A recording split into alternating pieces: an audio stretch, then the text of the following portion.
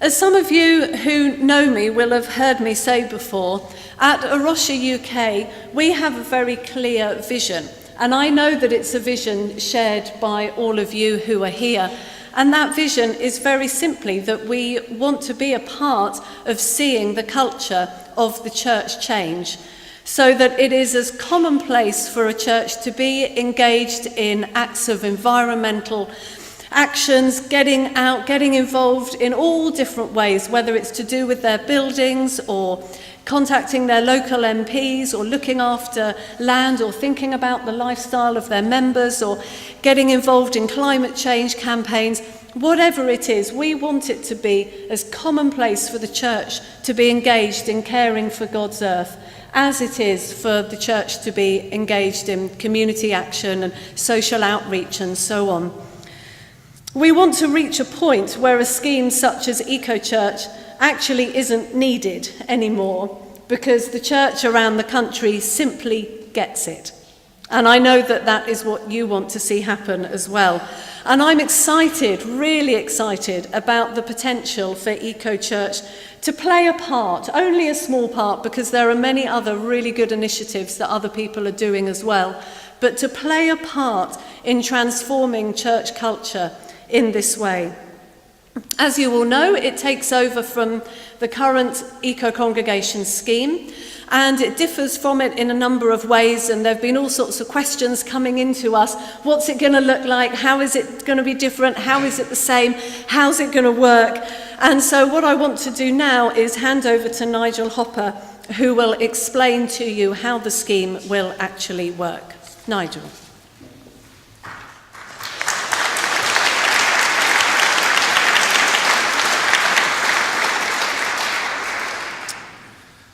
Let me begin by saying that Eco-Church, having been a full 2 years in the making, the significance of having to enter the launch this evening by walking past the tombs of Nelson and Wellington, two great heroes of epic struggles, is certainly not lost on some of us. At the heart of Eco-Church is a unique online survey that enables churches both to record what they are already doing to care for God's earth and to reflect on what further steps they can take to that end and so act accordingly. The survey covers all the main areas of church life: worship and teaching, management of church buildings and land, community and global engagement, and lifestyle. As such, it challenges churches to act in respect of the songs that they sing and of the food that they serve, of the energy they use, and of the ethics of their investments, of the wildlife that finds a home on their land, and of the water that flushes the loos, and so on. Accompanying the survey is a whole new suite of online resources designed to help churches undertake the actions recommended in the survey. Those include sermon outlines, youth materials, advice on how to care for your land in wildlife-friendly ways, guide to food cooperatives, and a lifestyle audit, to name but a few. Each is broken down into what we hope is an accessible format, beginning with Think, a moment to reflect on the issue or a story to inspire further thought, followed by Do, giving churches a simple task to perform, and then finally Do More, a list of points for further study and action with links to all sorts of helpful resources online from a variety of different organisations, including our Eco-Church partners who are with us this evening. The Eco-Survey is freely available to all visitors to the Eco-Church website. However, in order to save their responses, churches will need to register first. Having created an account, they can then log on subsequent occasions to update their survey responses as they undertake new actions and initiatives by way of caring for creation. As a church completes the survey, they collect points towards an Eco-Church award. There are 3 levels of award: bronze, silver, and gold. In order to qualify for an award, churches must attain the required standard in each of the areas covered by the survey that apply to them. I qualify that by saying apply to them because we do recognise and we allow for the fact that some churches do not have buildings or land. Churches can see when they have gained sufficient points in each eco-survey category by looking at the points gauges that appear on screen with the eco-survey questions. The gauges will change colour, quite delightfully, as their points accumulate to reflect the level of award they have achieved. So just to make it clear, if all the relevant gauges turn bronze, the church has achieved a bronze award.